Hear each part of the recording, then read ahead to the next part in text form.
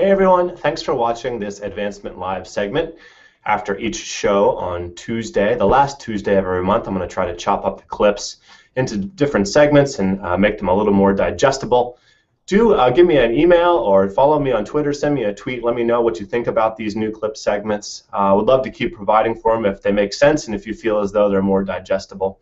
Would love your feedback. I'd also like to reintroduce our sponsors and do that by way of sharing, of course, their logos. And the first of our sponsors is iModules, and iModules software is the leading constituent engagement management provider for educational institutions. iModules delivers an integrated online platform that transforms how institutions strengthen constituent relationships and achieve fundraising success. Advancement Live is also brought to you by M. Stoner. HigherEdLive is produced by M. Stoner. It's a marketing and communications firm that works with educational institutions on branding, strategy, web design, and more. In June, M. Stoner is hosting an in-depth two-part webinar series focused on brand strategy. And you can click on the link below in this post to find that registration link. So I hope you enjoyed this clip from my recent show about donor relations and stewardship. I had the privilege of interviewing a couple of my colleagues here from the University of Virginia. Enjoy the show and do let me know what you think. I appreciate your feedback. Donor relations strategy. And moving into sort of another thread, Kenna, we had talked a little bit about how campaign donor relations strategy perhaps differs a little bit.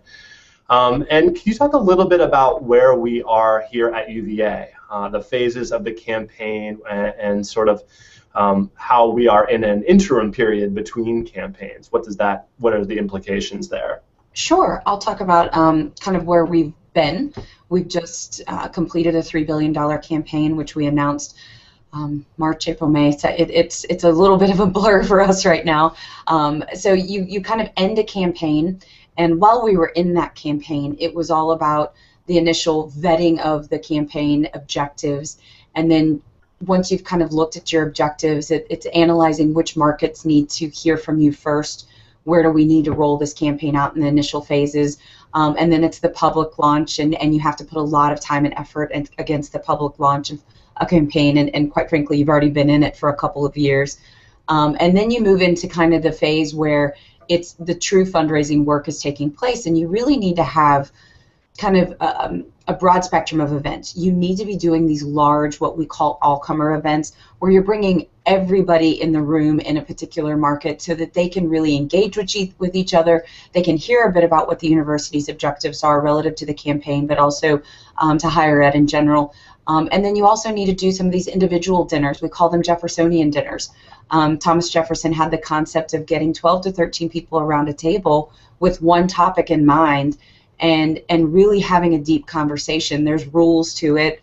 You can't overtalk another person. You have to listen while an individual is speaking. So we did a couple of those events in the campaign, and those went over very well. And then, like I mentioned as well, our individual visits. So that's kind of where we've come from. We are in not silent phase, but we're in interim between two campaigns.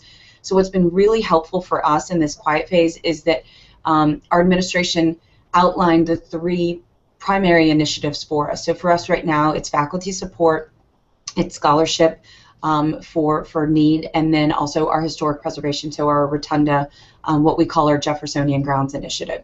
So it's really helpful for me from an event perspective, I think for Heidi from stewardship perspective, to have these three things that you can start to build around. So now what we're doing is we're taking our faculty on the road. They're the ones talking about these three initiatives because they're the ones who really can speak to faculty support and why we need to do more of our financial support for our students and what the university's grounds really mean to them and why they're here. We still take the president out with those faculty, but she really lets them be the star.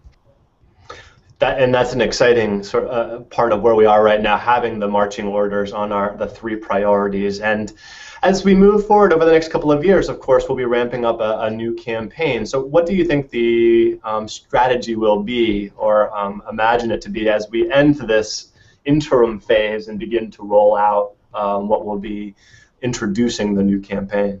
Well, I mean, I think I'll speak hypothetically. I mean, my thought would be that we have these three initiatives that we're really putting a lot of effort around.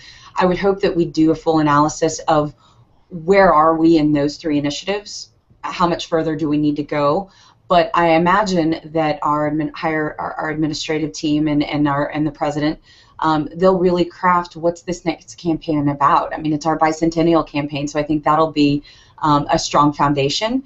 But we're really going to need to vet what's the foundation. What are we going to be putting forward? So again, vetting the objective and the strategy, and then we have probably a top 10 market list where we know that we need to get in and sit in a room, boardroom style, with some of our key volunteers. And that doesn't just mean our higher end donors. That means the people that are very invested in the University of Virginia culture and what we mean to them, and get them around a table and have them really talk about what that campaign strategy, how that feels to them, how does that sound to them. So get that feedback, come back, really tighten up the campaign objectives, and then roll it out nationally.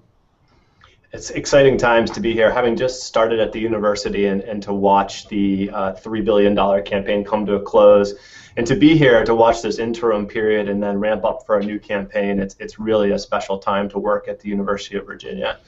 But Kenna, thank you so much for joining us. We're going to talk to Heidi a little bit about stewardship, and then our last question will be both you and Heidi talking about where we go from here. Great, thanks.